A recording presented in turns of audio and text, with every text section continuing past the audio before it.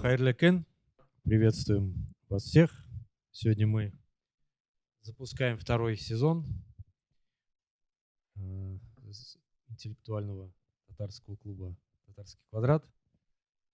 Первый сезон у нас, как мы считаем, вышел достаточно удачно. Видео все есть, можете посмотреть, ознакомиться. Вот сегодня тему, которую мы определили совместно, называется «Современная татарская общность и тени ушедших эпох, из чего концептуально состоит сегодня нация». То есть идея была такая, чтобы сопоставить концепты татарской нации до революции, советского времени и сегодня. Потому что есть определенные люди, которые пересматривают концепцию нациостроительства, предлагают какие-то свои новоделы. И вот, чтобы это все прояснить, понять, из чего состоит ткань татарской нации сегодня, мы и эту тему обозначили. Дамир Мавлявич Исхаков подготовил вводный доклад. Я предлагаю послушать и потом обсуждать. Там регламент у нас 7 минут. Давайте. Татарская стратегия, она превратилась в некую бумагу, такую небольшую, под названием «Стратегия действия». И в итоге сейчас серьезно люди говорят, что у татар никакого документа нет стратегического. Вот, но вы понимаете, что для татар подготовить такой документ не так легко. Скажем, башкирам почему удалось скомпоноваться, у них 70% башкир живет в Башкортостане, там поэтому, используя административный ресурс, можно, как сказать, сделать такой вариант, который власти будут реализовывать. Татарам такое невозможно из-за нашего специфического расселения. И по другим причинам, в частности, я могу специально сказать, что татары очень тесно отслеживаются московским Кремлем как ключевой элемент в России, потому что за нами есть большая история, и потенциал тоже имеется, на мой взгляд, особенный. Все вы знаете, что термин «нация» сейчас не очень приветствуется. Больше стали обращать внимание на термин «народ», башкирский народ, татарский народ. И у этого народа... И даже народность. Да, и у этого народа сейчас больше приветствуются только фольклорные вещи, танцы, песни там и так далее. И политические аспекты вообще стараются отжать из повестки. Ну, это, в принципе, невозможно, но, как говорил наш президент, как бы нам не превратиться в сувенирную нацию, в сувенирный народ. Вот, я эти слова президента приветствую. Нам ни в коем случае сувенирным народом становиться нельзя. Но для этого надо вот немножко пристальнее обсудить наше современное положение. И здесь ключевой вопрос все-таки вот вокруг понятия нации и того, что происходит вокруг этого понятия. Ну, я несколько, буквально в 2 словах скажу, сейчас в России довольно странная ситуация сложилась. И насколько я вижу по разным обсуждениям, даже такие крутые аналитики, как Глеб Павловский, там довольно такой дошлый человек, как Быков, даже они стали выпадать в осадок, потому что они не могут дать объяснение тому, что в России происходит. И сейчас главная дискуссия, которая ведется, эта дискуссия, она не только российское измерение включает, зарубежные ученые тоже работают, сводится к тому, вообще в России народ способен стать демократическим народом, ориентированным на демократию. Ну, вы знаете, один бывший литератор, который был в политической власти, формулу выдал «глубинный народ». И вот весь вопрос в том, что из себя представляет наш глубинный народ. Это татар тоже касается, кстати, потому что мы часть этого сообщества. И каждый раз, когда мы начинаем обсуждать, вот почему татары в таком положении, мы постоянно приходим к тому, а что из себя представляет наш глубинный народ. И сейчас те дискуссии, которые велись в течение последних нескольких десятилетий, в том числе и в зарубежной историографии, они как раз вот обсуждают эту глобальную проблему. Что случилось с российским народом в советский период и к чему мы пришли сейчас. И ясно, что мы ни к чему хорошему не пришли, а в итоге, когда начинаешь искать ответ, вот главный вопрос упирается в качество нашего народа. Моя сегодняшняя тема, она возникла, когда я обратил внимание на публикации Харуна Сидорова, известный в некоторых кругах человек. Он затронул целый ряд проблем, но размышлял он в ключе вот российского мусульманского сообщества, умма, на самом деле. Его главный такой тезис был следующий, что российская мусульманская умма должна внутри Российской Федерации стать активным субъектом, чтобы влиять на процессы, в том числе на процессы федерализации. И он считает, что это вполне возможно, но когда он этот вопрос обсуждал, оказалось, что мотором должны выступать татары. Татарско-мусульманская умма. И вот он, сказав это, потом обратился к другому вопросу, а именно к вопросу о том, почему татары и башкиры не могут дружить. Почему они так разошлись сейчас. И видно, что он хочет, чтобы татары и башкиры дружили, чтобы крепить вот это мусульманское российское единство. Он понимает, что без такого фактора единства мусульманской уммы она не сможет стать серьезным политическим субъектом в том, что сейчас в России происходит. И вот как раз я специально обратил внимание на его систему аргументации, и вот как для меня было важно посмотреть, действительно ли он настолько хорошо поставил вот вопросы, чтобы оттуда можно было прийти к конкретным результатам, можно ли подружить татар и башкир до такой степени, чтобы они вот встали самостоятельно в этом едином порыве, в этом составе мусульманской уммы России. И мне показалось из анализа, что есть целый ряд проблем, которые он избегает или которые он недостаточно хорошо понимает, на мой взгляд. А это все связано с национальными делами. Вообще, если так очень огрубить то, что он сформулировал, там простой вывод, что татары не являются политической нацией, им надо стать политической нацией. Для этого они должны активизироваться. В том числе необходимо каким-то образом и внутри Татарстана активнее действовать. Это вот такие лозунги у него. И при этом он обратил особое внимание на Республику Татарстан как на ресурсную базу татар.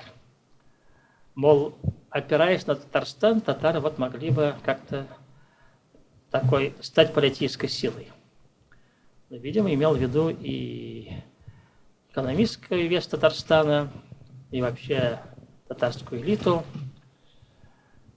Но при этом он провел сравнение ситуации в Башкортостане с ситуацией в Татарстане и пришел к интересным выводам.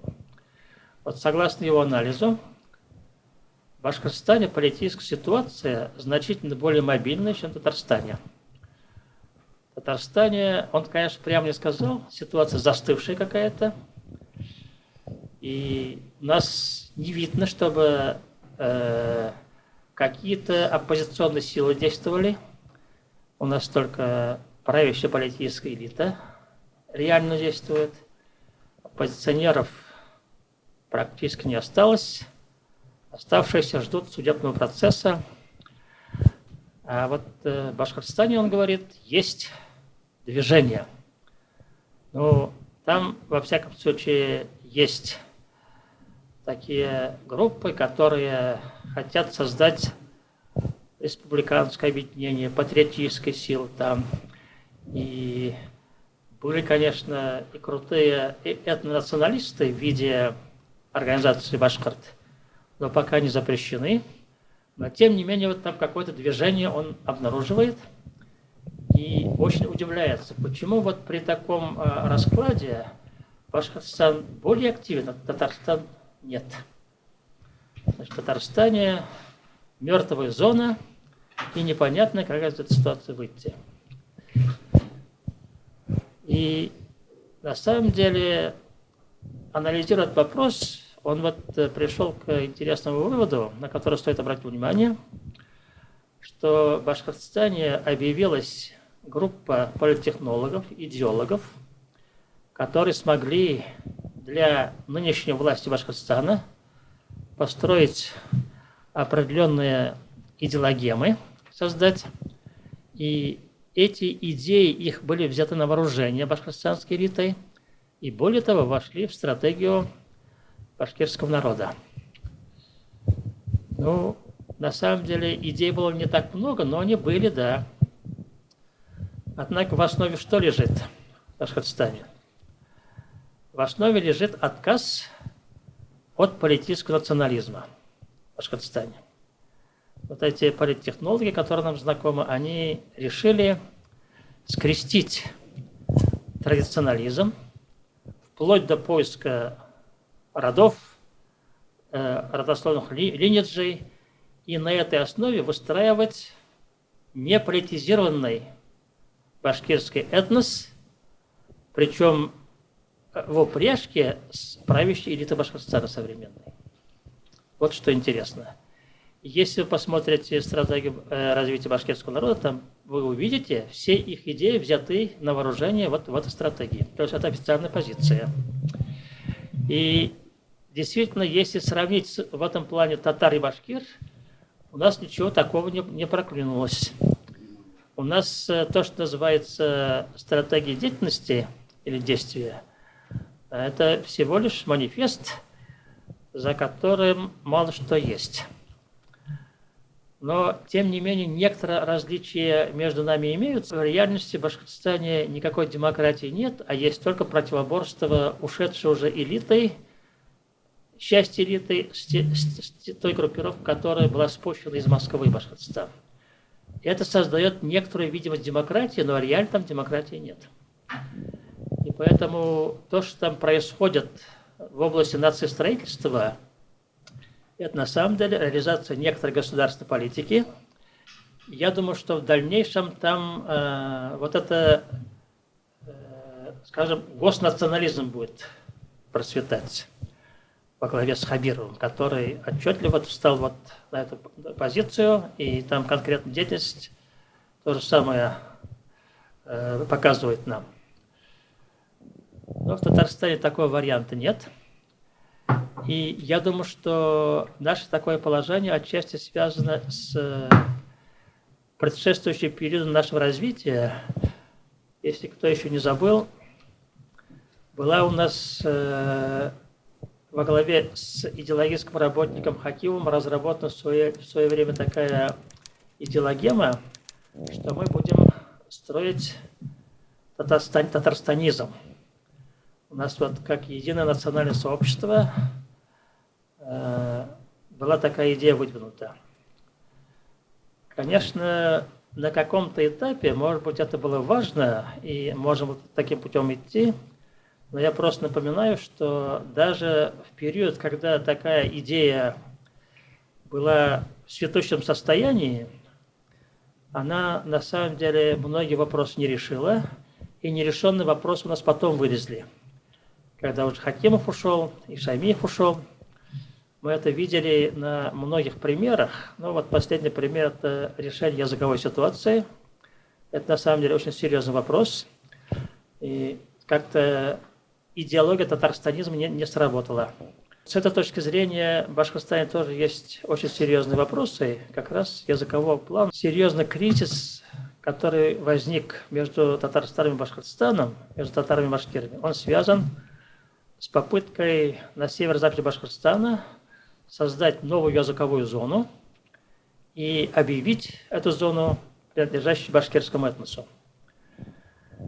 На самом деле в Башкортостане, вы знаете, есть не менее 1 200 000 татар, а еще есть 250, может быть, 300 тысяч татароязычных башкир. Так как эти две массы друг от друга отделить невозможно, фактически там есть 1,5-миллионная группа, говорящая на татарском языке, как бы ни называли этот язык, и с татарской культурой. И вот Харун Сидоров нам говорит, ребята, на это не надо обращать внимание. Так как вы все мусульмане тюрки, такая была им идея подброшена нам, но более умные люди еще раньше понимали, что так не получится. Я просто как человек, участвовавший в бывших битвах, могу сказать, что одной из серьезных причин ухода Рахимова от власти как раз была его конфронтация с татарами. Потому что в 2003 году татарский фактор оказался таковым, что Рахимов на первом туре победу не одержал. Пришлось ему впасть в сильное уныние. Он обещал татарам сделать их язык одним из государственных языков Башкортостана тогда. Не сдержал свое слово, но такое обещание было. Мы вот сегодня с семинаром Гарифуллиным посидели на одной конференции. Там привели одно очень интересное высказывание, суть которого следующая суть. Если нет лидеров и идеологических концептов, то политическая нация не получится. Вот главная проблема Татарстана сейчас – отсутствие идей вначале, потом отсутствие людей, которые эти идеи развивают, и в дополнение к этому нет политической активности. А без идей эта активность вообще не будет формироваться. Поэтому в таком положении.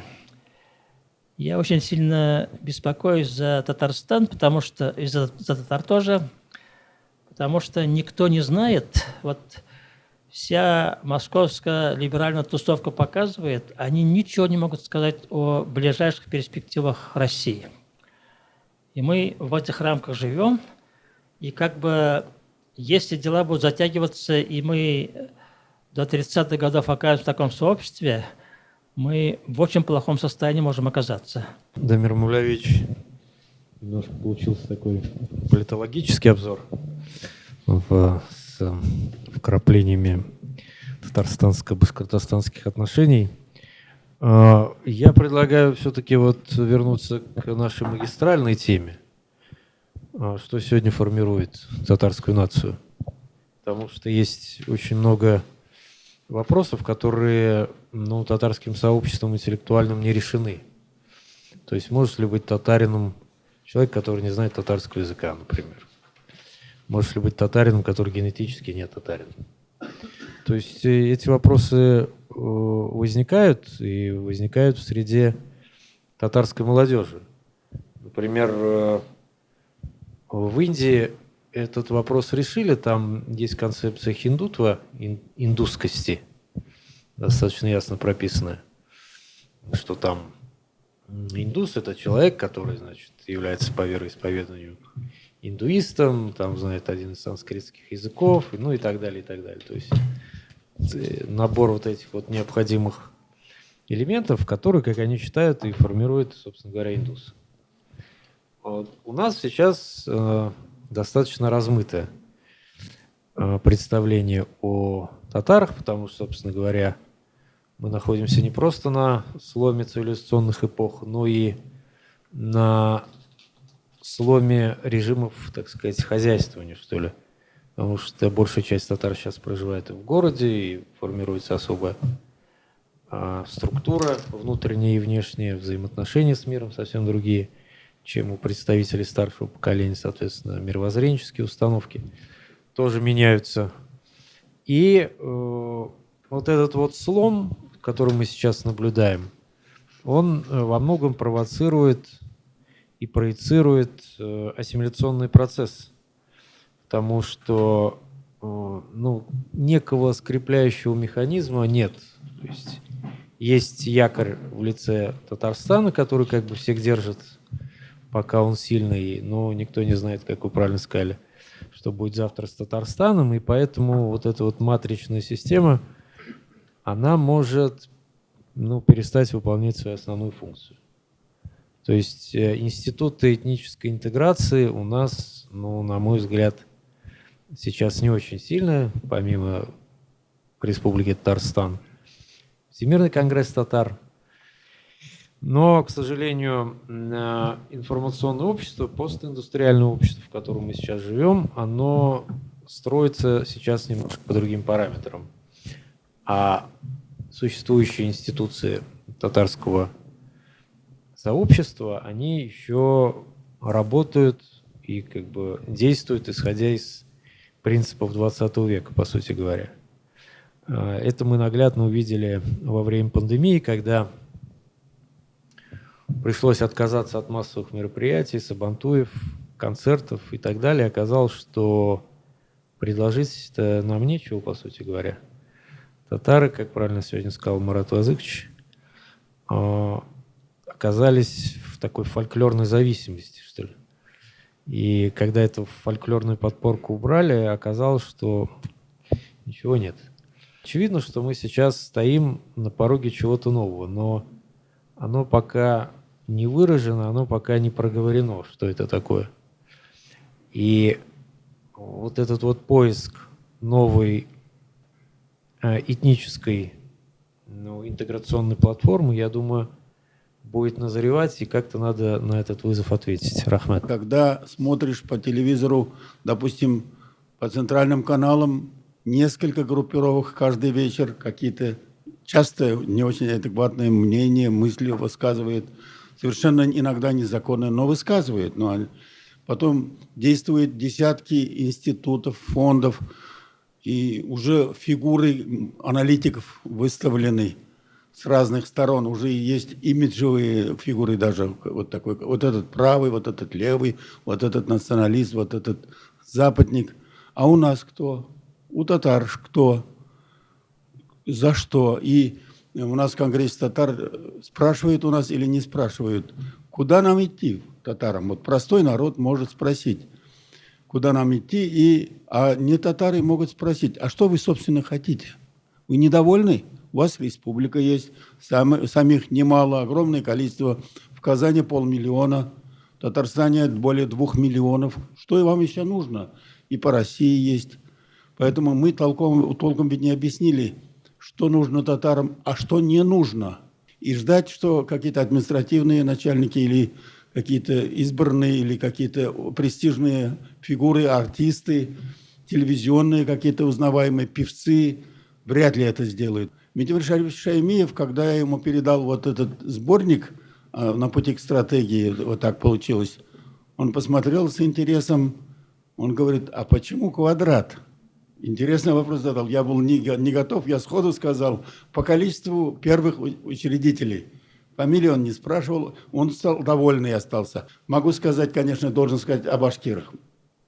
Последний год дискуссия вот такой развернулась. Я понял, при помощи башкирских этнологов, их выступающих в интернете, быть башкиром – это все-таки в войсках участвовать. Действительно, воинская повинность, сословие войска. Ну, горы, условия жизни. Ну, тогда было кочевное существование. И вотчинное право на землю. Действительно, вот уже полтысячелетия действительно обещаны были земли, правда. И почему-то башкиры 150 восстаний подняли именно из-за этих земель, получается. Получается, и мне объясняют, что достаточно быть, действительно, иметь вотчинное право на землю и записаться во время переписи башкирским сословием, налоговый порядок вот такой. Ну, для души, конечно, курай любить, кумыс любить. Я люблю курай, я кумыс люблю. Поэтому, если говорить о татарах, все-таки получается, что мы, возвращаясь к прошлому июню, вспомнить должны. Все-таки, как хотите, это самосознание, язык, культура и историческая память. Конечно, самосознание на первом месте, но если у меня есть самосознание, у молодого татарина самосознание, и он должен послушать, и обязательно послушает песню Саида Мухамеджановой или другую хорошую песню, пусть башкирскую, и он вникнет обязательно в мелизм, вот этот, во-первых, во-вторых, и выслушает текст. Но неужели нормальный татарин за 20 лет существования в Казани, тут театры, телевидение, разговоры, красивые девушки, стихи рассказывают, поэты есть. Неужели он несколько десятков слов, сотен слов не запомнит, не выучит слова? Поэтому я никак не нахожу безвыходным. Это все реально. Ну, надо нам признать, что пусть язык не на первом месте, но если в стратегиях татар и башкир пишут, что не надо за язык цепляться, что язык не гарантирует, главное, ваше сознание, конечно, мы не можем с этим согласиться. Если уж самосознание у тебя есть, у тебя будет и язык, и культура. А что касается братственных народов тюркских и особенно братского башкирского народа, вот стопроцентно совпадание лексического запаса и понятность друг друга языка означает, что татарский язык – это башкирский язык – это татарский язык. И поэтому надо исходить из того, что если я понимаю твой язык, я знаю твой язык. Поэтому при всех желаниях разделить татар и башкир или сталкивать по политическим интересам, или как в нациостроительстве и государственном строительстве, не получается, не получится, не надо этим заниматься. Ну, я хотел немножко сказать вот про каналы распространения информации. Вот той информации, о чем мы говорили много и о чем говорим. Вот и Руслан сказал, что вот в связи с пандемией, вот это прекращение сабантуев, фестивалей и так далее, все это показало, что ничего другого нет, что объединяло бы. То есть все это, вот эта система, она порушилась. Но есть одна система, целая сеть, которая функционирует на всем пространстве проживания татарского населения, и она никогда не прекращала свою работу, свое действие и в советское время, и сейчас это религия. То есть везде есть свои общины мусульманские, татарские, да, если взять по всей Российской Федерации, и эта работа никогда не прекращается, потому что это все связано с жизненными циклами человека. Рождение ребенка, свадьба, рождение, да, свадьба, смерть, поминки и так далее. То есть востребованность в этом всегда есть, и всегда большая. И как бы Ленин сказал, что там сказал, агитатор и пропагандист – это вот мулла, да? Газета наша коллективная. Ну, газета наша коллективная, а вот религия наш коллективный агитатор и пропагандист. И взять, если Татарстан, только сколько мусульманских общин можно посчитать? Ну, практически вот эта сеть, да, она охватывает все это население, да, татарское, по всей Российской Федерации, не говоря, что за рубежом, там Финляндия, там и так далее, и так далее. Почему мы не используем вот этот механизм, этот инструмент?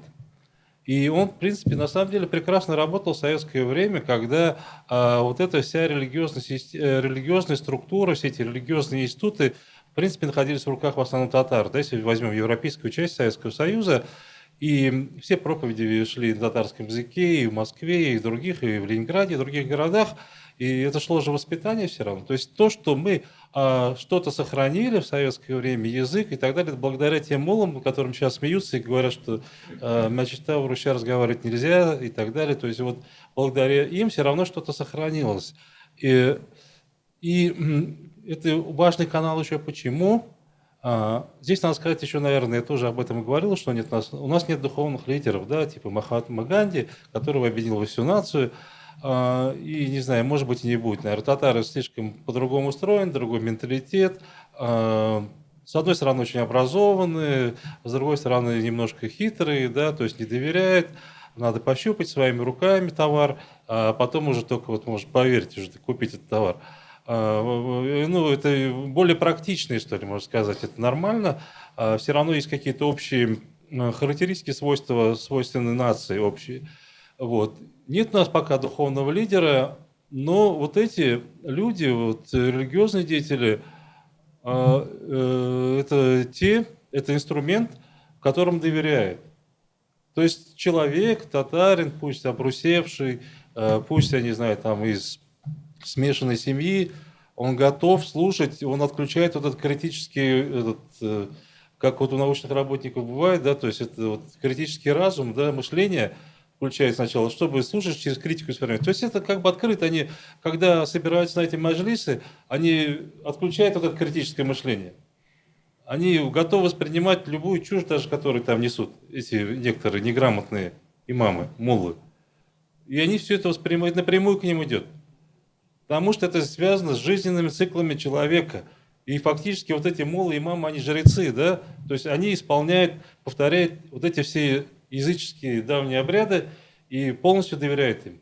Другое дело, что вот это сами религиозные деятели мусульманские, они сильно изменились. То есть большинство, многие получили образование в арабских странах и так далее, в современных медресе. То есть как бы вот это вопрос глобализации у них стоит на первом месте. То есть ислам, это умма, мусульманская умма, глобальный, там нет нации. То есть это самые любимые вещи, да, которые они говорят. В отличие от тех имамов, которые раньше в советское время всегда подчеркивали вот эти особенности национальные, что человек религиозный, татарин там должен носить тюбетейку в мечети, должен по-татарски стараться разговаривать и так далее. То есть эти вещи сейчас никто не озвучивает. А вот если бы они озвучивали это, да, вот вся эта сеть, все эти участники, хотя бы большинство, вот по всему этому пространству, если бы это они озвучили бы, то им бы верили бы. Это канал доставки информации очень важный. Я еще раз повторюсь, потому что у тех людей, которых слушают, у них критическое не включается. То есть они напрямую это воспринимают. Для них это авторитеты, для них это жрецы, слову которых стопроцентно доверяют и верят. Хотел бы немножко стать в оппозицию к Азату Абы, да. Азат Абы, к сожалению, сегодня, вот как ты выразился, жрецы мусульманские, да, они на самом деле дискредитировали себя, потому что мы сегодня спокойно читаем о каких-то конфликтах и разборках между муфтиятами. Например, недавний конфликт Духовного управления мусульман Башкортостана и Таджудиновского Цдума, да, в чем суть конфликта, значит, Айнура Бергалина обвинили в ваххабизме, а он в ответ обвинил этих 9 имамов в том, что они где-то там критикуют Путина. Это вот, к сожалению, современный уровень дискуссии, дискурса между муфтиятами. У меня нет никаких претензий к мусульманским общинам. Действительно прекрасная сетка для самоорганизации, для создания смыслов, для объединения людей, для донесения информации, но, к сожалению, за всеми этими общинами мусульманскими стоят муфтияты, которые участвуют в каких-то сложных отношениях между собой. Линии разлома, линии конфликта, я думаю, вы все знаете, в СМИ это все есть, и это все выкладывается. Я хотел бы вернуться к высказываниям Дамира Исхакова. Я вот вспоминаю самое первое видео, которое было записано на канале «Татары мира», Руслан Айсин и Дамир Исхаков. Там был очень красивый заголовок «Татары – имперская нация».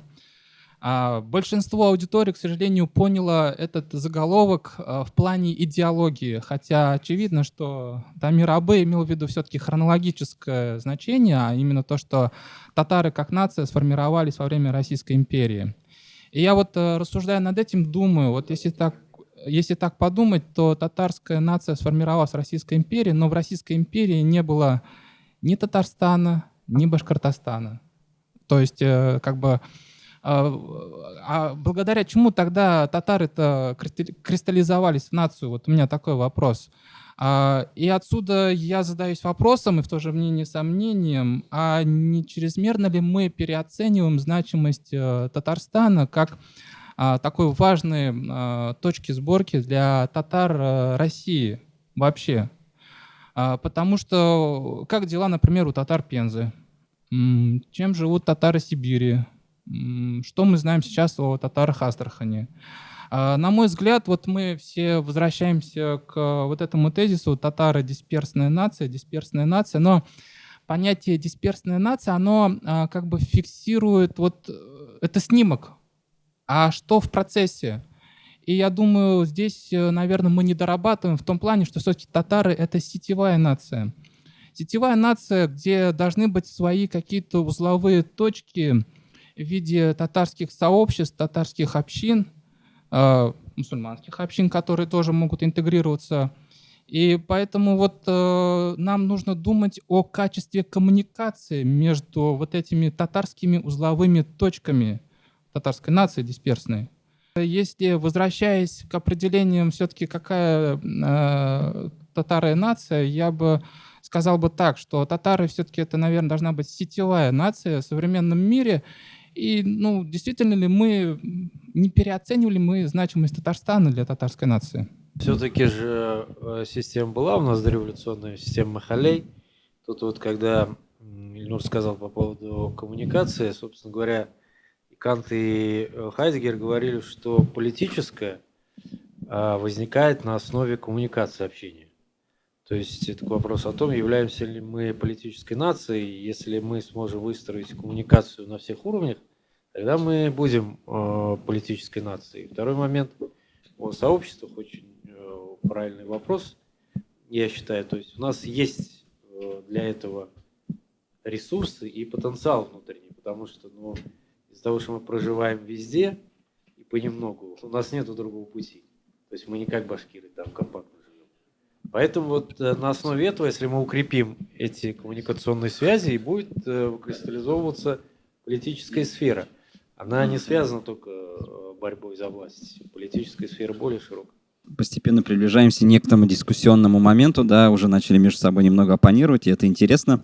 Вот здесь вот было поднято несколько вопросов. Вот по последнему тезису Ильнура Ерхамова, да, нужен ли нам Татарстан? В том смысле, что Татарстан — это какая некая голова, которая вертит всем телом, руководит руками и так далее. Да, возможно, в этом отношении нам Татарстан и не нужен. И, кстати говоря, ожидание татар, проживающих вне Татарстана, о том, что Татарстан — это и голова, и руки, и ноги, а остальные татары, проживающие за пределом Татарстана, это просто тело, да, то есть которое Татарстан должен поддерживать. Цитаты, конечно, да. для красоты сказала. Да. Что, да, в том смысле то, что Татарстан должен поддерживать их финансово, что Татарстан должен их организовывать и так далее, да, то есть получается, что допустим, если сравнивать там с некими другими такими дисперсно расположенными народами, да, допустим, с евреями, с армянами, там ведь диаспора, то есть я уж по отношению к татарам, проживающим в России, не хочу употреблять это слово, но вообще те представители нации, которые проживают вне страны основного своего центра проживания, они поддерживают это государство, они поддерживают эту нацию. То есть евреи в мире поддерживают Израиль, армяне в мире поддерживают Армению. А у нас получается вот психология массовая татарская, к сожалению, сейчас выстроена таким образом, что в регионах, наоборот, ждут, когда Татарстан им поможет там по мелочи, да, построить школу, построить мечеть, отстоит их языковые права, отправит им какие-то учебники, отправит им какие-то фольклорные костюмы, да, то есть некие иждивенческие настроения. Я, конечно, понимаю, с чем это связано. Это связано, прежде всего, в первую очередь с тем, что нету татарского национального капитала, то есть нету той структуры, которая могла бы взять на себя вот это финансовое время, поэтому все татары в регионах ждут, когда Татарстан им поможет. Но, с другой стороны, это также сковывает и самих местных татар. Почему? Потому что очень часто те руководители общественных организаций, тех же татарских автономий, те, которые, допустим, берут какие-то гранты татарстанские или получают некую помощь там от Татарстана, они становятся заложниками этой ситуации, то есть они уже действуют не так независимо в своих действиях, они постоянно думают, а как на это отреагирует, допустим, Татарстан, допустим, головная, допустим, региональная автономия, как правило, очень часто кивают на федеральную национальную автономию, на того же Ильдара Гельмудинова и смотрят, как он на это отреагирует, потому что если они не одобрят эти действия, да, допустим, направленные, там, допустим, против местных региональных властей, то может получиться такая ситуация, то, что эти автономии, те же местные, они будут отрезаны, допустим, от тех же грантов, от той же финансовой поддержки. Ну, я, к примеру, на примере могу это сказать той же национальной культурной автономии Татар-Башкортостана, которая, допустим, в годы, допустим, в конце 2000-х годов, тогда, когда она пошла на конфронтацию с властями Башкортостана, так получилось, что эта вот региональная национальная культурная автономия, она оказалась практически отрезанной как от контактов с Казанью, так и от контактов с федеральной национальной культурной автономией. То есть здесь приходится жертвовать либо самостоятельность и как бы реальное отстаивание своих интересов, либо полная привязка к Татарстану и к татарстанским неким полугосударственным организациям в лице Конгресса татар, либо Федеральной национальной культурной автономии. Поэтому Татарстан, конечно же, нужен. Просто я считаю, что мы, татары, должны изменить некое отношение к ней, да, и вот эти региональные, скажем так, группы татар, да, особенно в тех регионах, где татары проживают компактно, большими массами, да, в первую очередь Башкортостан, Поволжские регионы, Западная Сибирь, там они должны стать сами самостоятельным субъектом местной политической вообще и региональной жизни, да, то есть здесь уже Татарстан должен быть максимум модератором, а не стороной вот этого некого диалога, либо конфликта и так далее. Там падают. Вот на примере с Башкирией это ясно видно, что когда там возникает некая сложная ситуация, сейчас все время, даже местные власти все время кивают на Татарстан, считают, что это Татарстан бузит, там поднимает вопрос, проблема, а на самом деле Татарстан-то может без этого прожить еще и лет 100, наоборот, Казани и Татарстана будет гораздо проще. Но Татарстан связан, как пуповина связана с ребенком, и поэтому он не может быть как бы в стороне от этих вопросов. Но в первую очередь здесь проблема уже не Татарстан и Казань, а это проблема именно местных татар и их взаимоотношений с властями. Поэтому Татарстан нужен, но Татарстан нужен скорее как центр воспроизводства татарской культуры, как центр поддержки татарского языка, как некий заповедник, да, где бы вот это все сохранялось. Я вот, когда говорю заповедник, я это не зря говорю, потому что в других регионах, как правило, нету тех институтов, да, то есть нету там университетов там с кафедрами там татарской филологии, да, за исключением Башкирии, пожалуй. Нету, как правило, национальных театров, нету в очень малом количестве школ, где преподается татарский язык хотя бы как предмет. Поэтому в этом случае Татарстан, он остается и должен впредь оставаться центром воспроизводства культуры. Но жизнь такая политическая, субъектная, все-таки должна перенестись в регионы. Тем более, что в регионах проживает 70% всех представителей татарской нации. Поэтому Татарстан все-таки нужен. От республики мы не можем отказываться, за республику мы должны бороться. Но возвращаясь уже к началу нашего разговора, тогда, когда мы говорили о таких вещах, татарская нация, да, и либо татарстанская нация. Вот опыт 30-летней истории показал, что татарстанскую нацию мы не смогли построить. Хотя, в принципе, должен признать, что Татарстан некоторые усилия к этому в этом отношении двигал. Но в отличие от Татарстана, в Башкирии никогда не пытались построить саму, собственно, башкортостанскую нацию. Вот в начале нашего разговора упоминали о таком мыслителе, философе Харуна Сидору, который говорит о том, что вот якобы в Башкортостане сейчас выстроилась некая башкортостанская политическая нация, что вот он в пример приводит некоторые организации, что вот в Татарстане надо бы этим заняться. Наоборот, в Башкортостане этим никто не занимался. И вот этот миф, рожденный за последний год, о том, что вот на горе Куштау там зародилась башкортостанская нация, он оказывается мифом. Я об этом говорил уже полгода назад. Мы как раз мучаемся в муках создания российской нации. В продолжении этого разговора. Да, это мы, все страдания наши от идеи Тишкова создания единой российской нации. И наша главная угроза – это ассимиляция, в частности и насильственная. Поэтому мы думаем об образе татарина. Что такое татарская нация, что такое татарин. Для этого, конечно, делается многое российской властью. Нельзя сказать, что у нас нет в России национальной политики. Она есть, она совершенно очевидна и реализуется со всей мощью государства. Она называется насильственная ассимиляция. Лишают народа и возможностей. Это, например, татар системы образования, которая всегда была и существует. Теперь допуск к этой системе резко ограничен. В регионах Российской Федерации, которые не вошли, татарские регионы, они просто не вошли в состав Татарстана, там уже эта система образования полностью ликвидирована.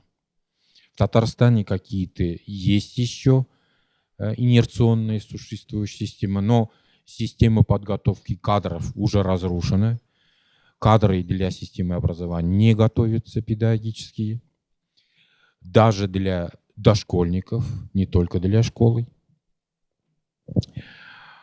И она ограничена сейчас основным образованием. Среднее образование для татар России запрещено.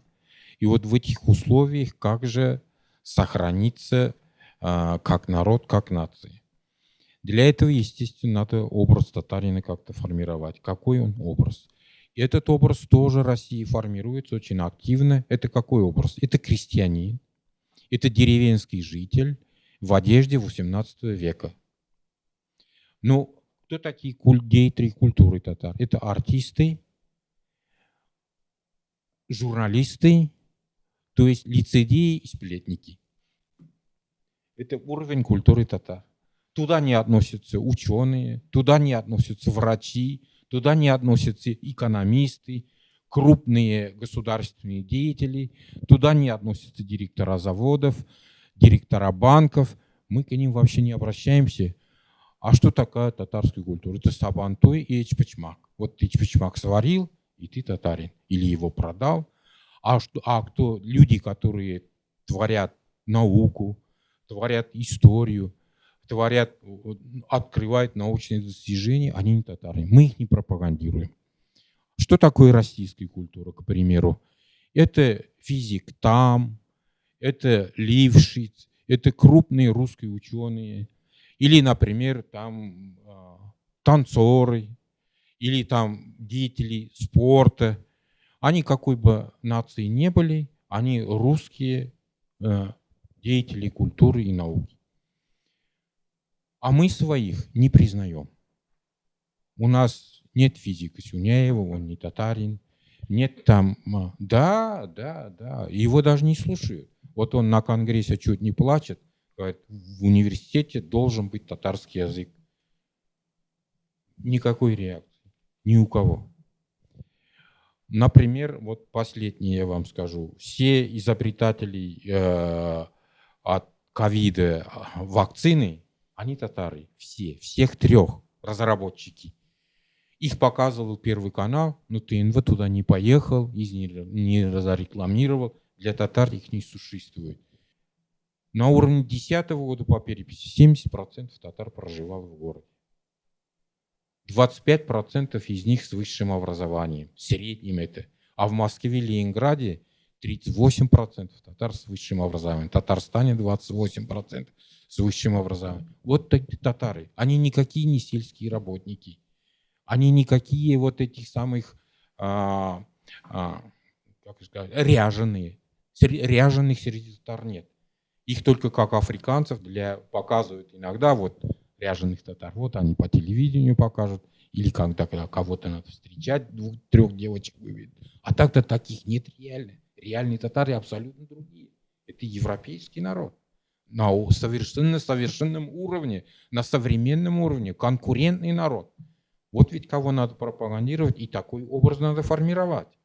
Вот я думаю, мы для этого собрались как-то. Все-таки татары – это городской народ. И деревенские народы, я вас уверяю, все исчезнут. В первую очередь башкиры. Да, они исчезнут. Они уже исчезли. Их осталось в Яли и в телевидении. И все, ряженые. А так-то в жизни их нет. Вы поезжайте в города башкирские там. Там никто не говорит по-башкирски. Никто. И на улице даже. Ну вот Барда, я вас приведу пример. 100% татар проживает. Хотя 80% из них имеют в паспорте башкир. Ну 60 может быть. Но там нет ни татарского, башкирского языка нет. Там только русский язык. Я вас уверяю, у меня жена оттуда. Я езжу туда. Даже сабантуй исключительно на русском языке проходит. Они не понимают по-башкирски и по-татарски. У них язык родной русский. Потому что он 30 лет тому назад в Осе был закрыт педучилище, отделение, татарское отделение. Там садики работают уже давно на русском языке. Школы работают давно на русском языке. И сейчас уже на улице вы башкирского, татарского не услышите. Башкирского там никогда не было, там был всегда татарский язык. Но вот сейчас его нет. Вот это и есть ассимиляция, вот это главная угроза. И у них нет образа. Они даже не знают, что у татар есть выдающие деятели, которые... Они даже у татар нет, что у них писатели есть, не знают. Ни про историю, ничего. Они думают, что, как написано в истории России, это были какие-то дикие племена, их там русские как-то привели в человеческий вид, и вот великая русская культура их сдала людьми. И они вот так, они себя чувствуют вполне второсортными людьми. И татары тоже, казанские тоже так же себя чувствуют второсортными. Ассаламу алейкум. Исянусис. Руслан Эфенди меня пригласил сегодня. Большое ему за это спасибо. Я впервые на этом собрании подобного рода, интеллектуальный клуб. Вот. И слушая выступления уважаемых ученых, общественных деятелей, блогеров, обратил внимание на такой фактор ислама, который был несколько раз проговорен, причем фактор ислама был проговорен под разными углами.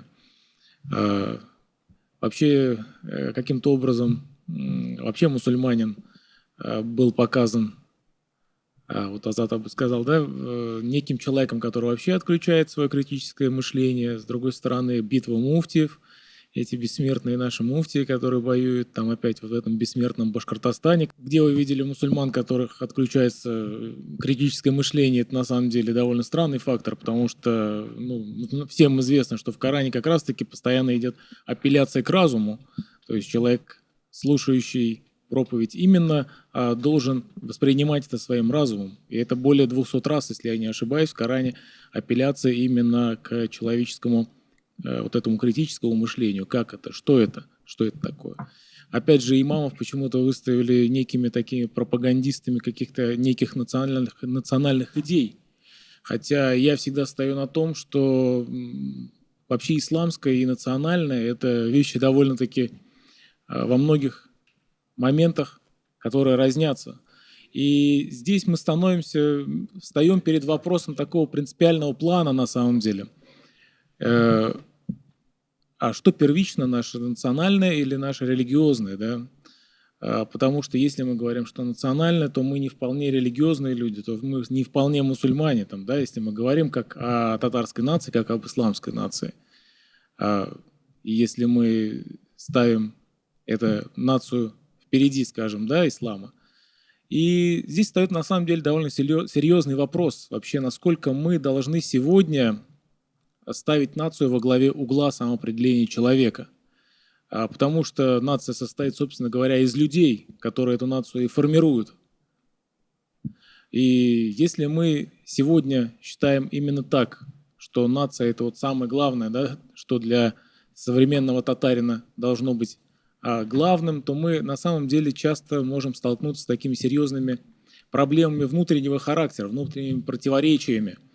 Вообще вот этот вопрос самоидентификации, он довольно важный, он стоит вот таким краеугольным камнем, или лучше сказать, таким камешком в обуви, да, которым, когда ты ходишь, он постоянно тебя о себе напоминает, то есть ты называешь себя татарином, но что это такое, из чего это вообще состоит, это такой вот момент такого больного, зудящего такого плана.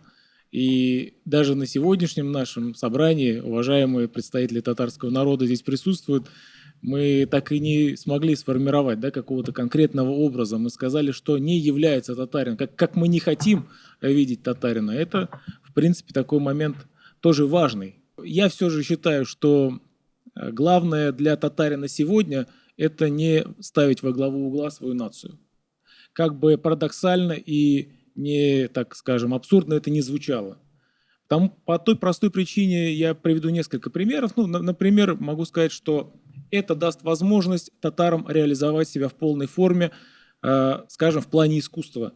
Мы знаем, например, что существует Союз кинематографистов Татарстана, где постоянно снимаются какие-то фильмы, и постоянно они ориентированы именно на такого фильма национального свойства, о татарах, о Татарстане.